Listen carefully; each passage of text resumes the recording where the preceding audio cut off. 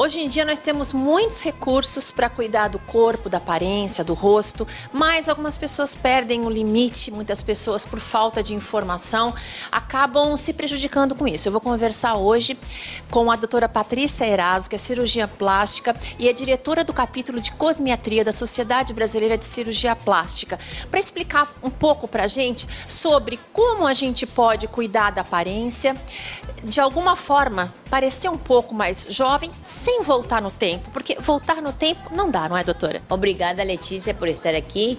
Realmente não dá para voltar no tempo, né? A gente dá para minimizar os problemas, as alterações que tem com o passo do tempo. A idade cronológica continua.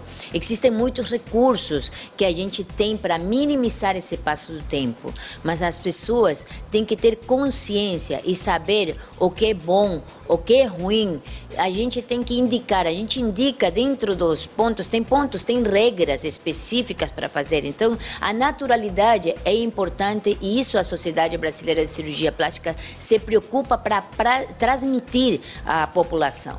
A primeira coisa, escolher o profissional certo. Cirurgia plástica se faz com o cirurgião plástico. O cirurgião plástico, ele é aquele médico que, além de terminar a faculdade, fez 3 anos de cirurgia geral, conforme você havia me dito, e mais 3 anos de cirurgia plástica. Esse é o profissional adequado para esse tipo de intervenção. Bom, nós temos uma propaganda que fica sempre, um painel, fica nos consultórios, à vista dos pacientes. Cirurgia plástica se faz com cirurgião plástico.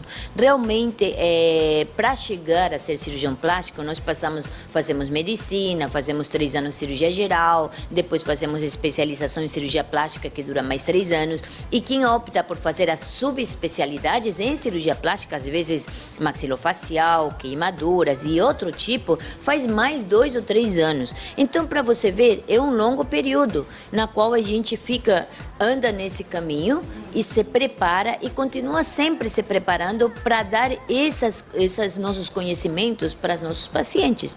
Então, não é qualquer um que poderia fazer os trabalhos, porque nós nos preparamos para isso e, às vezes, na grande maioria das vezes, nós temos muito mais consciência para saber e indicar o que cada paciente precisa. Nós tivemos na mídia recentemente um caso que chocou a população. Felizmente teve um final feliz, mas é muito preocupante. As pessoas, para ficarem com determinadas curvas no corpo ou mudar a aparência, injetam substâncias. O que deve, o que pode, o que não pode. O ácido hialurônico, que a gente ouve tanto falar, é o melhor indicado para procedimentos no rosto. Bom, Letícia, acontece assim. Tudo que se injeta não vai mudar, muitas vezes não vai mudar os contornos. Geralmente o ácido hialurônico, você falou agora do ácido hialurônico, vamos falar sobre isso. O ácido hialurônico é indicado para rugas, por exemplo, sulcos, para o lábio, e o ácido hialurônico é uma substância que nós temos na pele. Então ele vai diminuindo com o passo do tempo. Então a criança, quando nasce, tem o 100%. E desde que nasce já vamos perdendo. Quando chegamos aos 18 ou 15 anos, já começa a diminuir. E aí você vê que a pele vai mudando. Então o ácido hialurônico se aplica, se injeta e se toma. Mas esse é o benefício para a pele, porque é um ácido biológico que nós temos e tem íntima relação com o corpo humano. O que não pode ser colocado são substâncias que não se reabsorvem, porque elas não têm o sinergismo com o corpo. Elas vão ser ótimos preenchedores, mas eles não são alimentadores. Então eles vão a ter uma durabilidade muito longa no corpo. E com o tempo elas podem criar problemas porque são um corpo estranho e o corpo se defende. Pode ser que, às vezes, quando aplicaram uma pouca quantidade em certo lugar, não deu problema.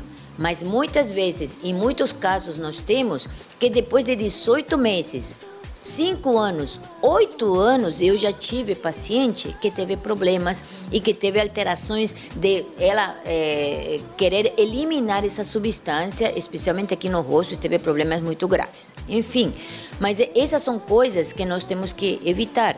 Agora, existem substâncias duradouras, que é o PMMA. que ele é indicado para colocar em pacientes que são aidéticos, porque os aidéticos perdem a gordura, especialmente do rosto, e que nós temos que compensar e colocar bem rente o osso, pequenas quantidades. Essas substâncias nunca são colocadas em grandes quantidades, porque as pessoas que estão escutando podem dizer: mas então por que a Anvisa autorizou? Porque autorizou para certo tipo de paciente, não para todo paciente. Essa substância, que no caso você mencionou, isso foi um problema porque ela colocou grandes quantidades de uma substância chamada, é o nome comercial, hidrogel. Existem muitos gel. O que interessa o paciente saber o que essa substância que tem esse nome comercial hidrogel possui. Se contém ácido hialurônico, é bom. Se contém uma substância duradoura como PMMA, talvez outra substância, silicone, então aí já não é bom. Colocar grandes quantidades dessas substâncias, especialmente em áreas de declive, como a região glútea, que acredito que foi no lugar que foi colocado, na região das coxas, a física diz, ele vai ir descendo. A parte disso, eles produzem um bloqueio no sistema linfático. E esses pacientes vão ter edemas, inchaços crônicos nessas áreas. E realmente, quando você injeta uma substância permanente, é difícil você retirar.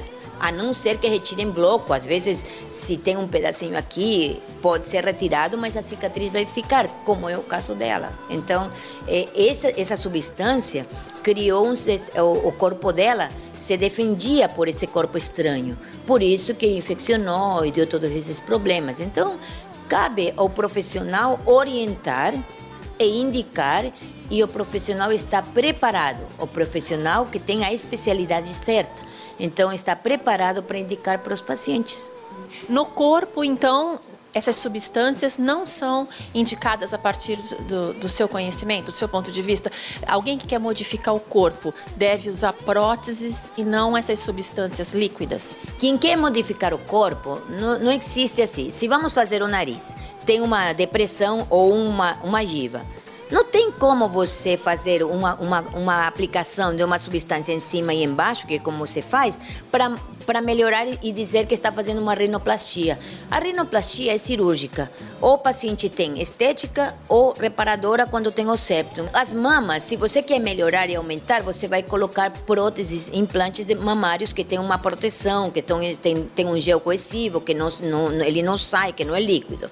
Quando é na região glútea, você tem implantes glúteos. A parte disso, quando você quer melhorar o contorno, você primeiro tem que tirar a gordura de uns lugares, que se chama como quando a gente pinta, o côncavo e convexo, luz e sombra. Então você tem que fazer o côncavo na região, vamos falar do glúteo, o côncavo na região da cintura, retirar a gordura com cirurgia, que é a lipoaspiração, e às vezes colocar essa gordura no glúteo.